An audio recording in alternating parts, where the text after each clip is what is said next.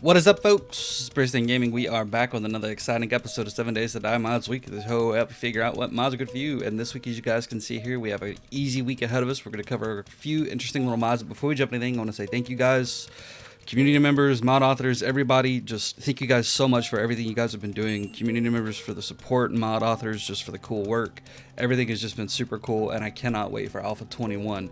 But with that, we're going to go ahead and jump into the mods. And the first mod today is the Better Vanilla mod pack by Bognar, and it's a small thing that a lot of people that I've seen or know personally that enjoy a more vanilla-ish playstyle, they like stuff like this because it keeps them a little bit without having to worry about like big mod packs or anything like that. They just have like a really simple playstyle, and it just tweaks a few things about vanilla. One thing that it tweaks is the stack sizes of everything is higher. So now plant fibers, wood, small stones, stuff like that, everything stacks a lot higher, which a lot of people I know have complained about. This helps alleviate that without having multiple mods do some stuff. But also we have the ability now, if we say dye, we can actually craft dyes with paint, which I don't know why we couldn't in vanilla. It never really made any sense. But also, if we say part, we can actually craft the baton parts and handgun parts and stuff like that, which, again, I know a lot of people have complained about the ability to not do that in vanilla, so this really helps with a lot of things. And also acid, I know I've personally complained about finding or being able to craft acid, because sometimes finding it can be a pain in the butt. This lets you craft it. But we also have the best thing that this mod adds is the auger sounds. You just hear the normal little sound of the engine running. You don't have that annoyingly loud, sharp, whatever the hell noise the auger generally produces when you're doing stuff, to the point where you have to basically mute the game to be able to hear anything. That's my biggest thing with this mod, is it gets rid of those noises, and I thought that was just fantastic. But also, you guys see on the HUD, the hunger and thirst are just below the health. We have a nice little health bar for enemies that pops up underneath the compass, which is nice. We have the ability to pick up these wood spike traps and stuff. See, we can just sit there and pick them up. I can put more down. Come on now. And then we can pick them up again. Why did that go down there? That wasn't supposed to go there. Come on. Gotta get the angle right sometimes. Come on. Pick up. Why are you being weird? Pick up. Okay, well that one didn't want to let me pick it up. But you guys see I pick those up. So it's a small mod that makes vanilla just a little bit better. By also, the last thing that it does is it adds Science Plus, where you can actually craft solar cells. Because solar cells are such a pain in the butt to actually get. You either have to buy them or get lucky with loot. I like this just because it is a small vanilla-ish mod pack that keeps... It enhances vanilla without making the game overbearingly easy or really changing the normal gameplay, especially with the spikes, because there's been a ton of times where I've been putting spikes around my base and I placed them wrong. I mean, you guys might have seen some of my Wild West videos and stuff where I was using spikes and it's like, damn it. Well, now what do I do? Well, I can't do anything because they're screwed. Well, this helps fix that, and it's one reason why I really like it. But with that, we're going to go ahead and move over to the next mod. Alright folks, as you guys can see, this next mod is the super cool fan boat by Ragsy and Actinium Tiger. And this thing is awesome. It gives us a little vehicle we can sit here and play with on the water. But I like it because I'm playing on the Japan map, the Japan Undead again by Deer Killer Gaming, and this just gives us another little way to get around the island. And I love it. This is just a really cool vehicle that they've added in. They got the boat named the Airboat 3D model by 3D Gonzalo. I think that's how it's said, which is just super cool that they were able to port this over into Alpha 20 for 7 Days to Die, because it just gives us an interesting little way to drive around with the water. I mean, look at this. Dude's just sitting there, got his hand on the throttle. One hand on the wheel. The attention to detail that they've done with this. I mean, Ragsy and Actinium Tiger make some of the best damn vehicle mods there is. But this is just so cool how they've used the assets and everything for the Unity to actually put the character sitting correctly, hand on the throttle. You see the blades spin. You actually see the fans as well. I guess I don't know if that'd be the rudder tilt. It's just, all in all, this is just such a very well done vehicle mod. These guys are just legends in vehicle modding. They just do it so damn well. And you see, just cruising along on the ocean or big lake. Well, no, this is actually the ocean for the Japan Undead. But if you're playing on a map that has a lot of water or something, this is just like the perfect vehicle to have for it, because you can just sit here and cruise along, and then we can get out and just. Oh, I forgot I'm in God mode. I'm sorry. Get out and just stand here on top. If there were proper fishing in the game, we could just cast a line and sit there and fish, and then. Come on. Let me. Oh no! What'd I do? I broke it. No, boat. I didn't mean to bump you so hard. I broke it. Come on, boat. I can get to you. I can fix it. I can fix it. There we go. And then just vroom. Except now we're underwater. But give us a second and we'll pop back up and continue going like normal. Which is another reason why I really like this. I really like this mod. As you see, we came up and we're able to just keep going like normal. It works really well for any kind of big water maps or anything. It's just a fantastic vehicle. But with that, folks, we're going to go ahead and move over to the next mod. Alright, folks, so as you guys can see, this next mod is the Base by Godfear Adonis. This is a really cool POI that has a ridiculous amount of zombies, but the big thing that I really like about it is once you clear it out and everything, you can turn this into a really, really nice base for yourself. Like I've covered previous bases and stuff before, this is really well done in terms of actually turning it into a defensible base. You have a very easy opening here to get into that you can easily turn into kill corridors for a horde base, or just let this be a base that you normally live in, and you've got, you're golden with being able to get in and out easily because you can block this off. Zombies aren't going to get in. The walls are nice and thick here. You can put plenty of spikes and traps and stuff on the inside, keeping zombies out, or if they do bust through, get killed very easily. You have a nice little shed here with plenty of storage and lootables and stuff.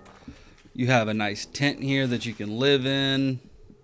You have a little garden area so you can easily plant things. You have a little another little shed here you can make as your work area with a workbench, a chem bench, and all kinds of good little stuff if you wanted. Or you could tear all these down and build your own buildings. You've got nice little towers you can have to shoot out of. If we had a gun, we could shoot zombies and stuff here. Easy way to defend yourself. You can even set up to where this is a horde base where zombies funnel through a kill corridor here and come up to this. And you've got, one way blocked off, so zombies have to run around depending upon like the pathing distance you want them to take to get to you. So you've got a lot of options here for, how you wanted to play this with a base or something. But you guys can see the amount of zombies that are just here. There's a lot here. There's a lot of zombies. A bunch of spiders, a mutated. We saw a demolisher there. Bunch of guys there. Bunch of guys in here. This is getting into and clearing this. Like, look at these soldiers. And they weren't here earlier. It's just the way that the game kind of has to spawn everything in. But getting into and clearing this POI is going to be a pain in the butt. But it is going to be one I think you guys are going to thoroughly enjoy once you've done it. I've played around with it a little bit, and I really like having this open area here to be able to put spikes and stuff like that, or just straight up concrete up these blocks and make everything just really tough and defensible to where zombies can't get into you. If you've got, a buffer between them actually being able to break in, stuff like that. It's just, all in all, it serves itself really well to being a really good overall survivor base. And this is not something that I think I would be able to build myself. I'm just not that clever with it. I've been playing around building POIs and stuff, and just seeing how they've used the cloth assets and stuff like that for here. It's just, I don't think I'm that clever. I have a hard time wrapping my head around how they've done some of this stuff. But it looks so good. It really does look really well done.